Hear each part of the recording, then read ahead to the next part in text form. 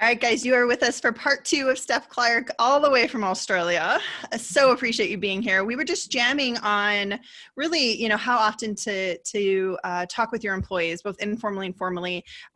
Steph, you were sharing, ask them. Again, it's the theme of ask them how often they want to be connected to. I will say for me, and people always get surprised by this stuff because I am, again, sort of a hippie, a little bit of a corporate rebel.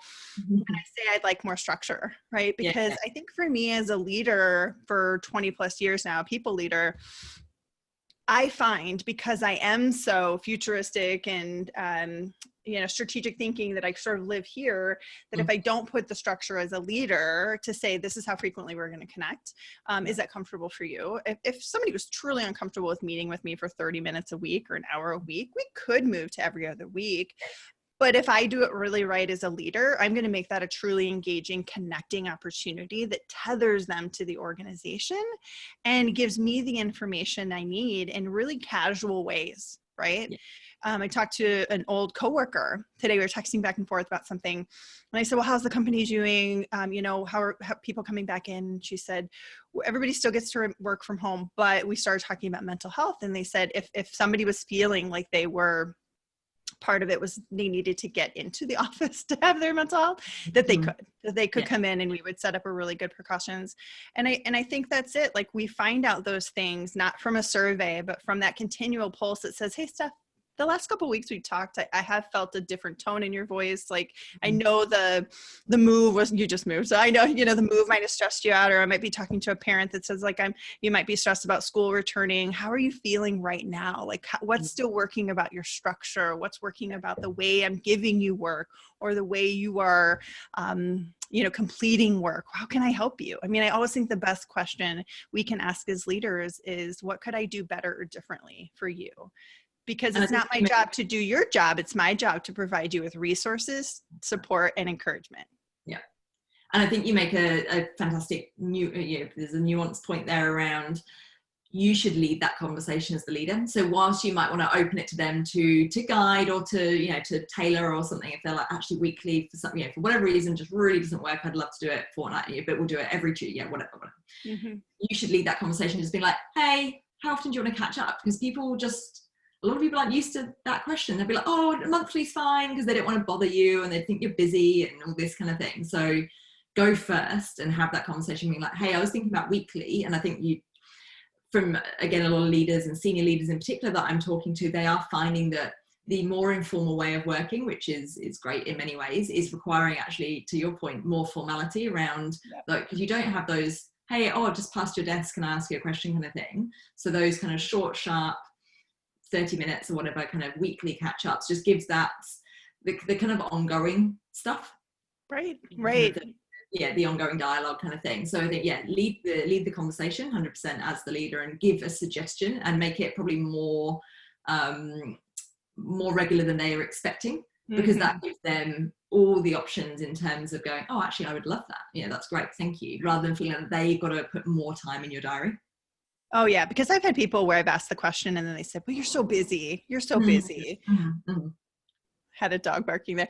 You're so busy. I don't want to bother you. And I'm like, no. Like you say monthly, I say weekly. How about every other week? Let's just start there. And then we'll decide, like, could we do less? Could we do more? And we're looking here, guys, is if you are leaders, or even if you're an employee who wants to connect with their leader differently than you have been, just start somewhere. The formal and informal needs to be owned by both parties. The leader and the employee have to own that. But guys, as a leader, we have to go first often. So I appreciate that advice.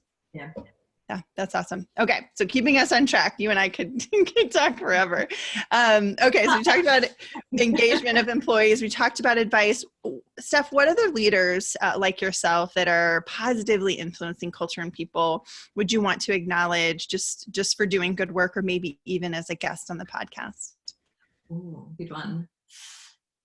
So I always recommend my Speak colleague and one of the Speak co-founders, Julia Van Gra, who's based here she's in Sydney, she's based here in Australia, and she's doing a lot of work around the Dare to Lead content at the moment, but also a program called Allies as Leaders, which is helping leaders have the conversations about race, which they need to have as leaders and in order to be effective allies. So some big kind of topics that tackling there in terms of those programs. And we're partnering with an organization called Source Nation, and Dixie Crawford for that program, who do a lot of work in that space, which is awesome. Who else? I might have to come back to you. Did you speak to did you speak to Janine Garner? No. So Janine Garner, who's just released a book called Be Brilliant, who is also based in Sydney. She is a really great person to have on podcast as well. She'll be talking about how do we just enhance our own brilliance, but also other people's brilliance as well, is her current book and topic of conversation. Oh my gosh.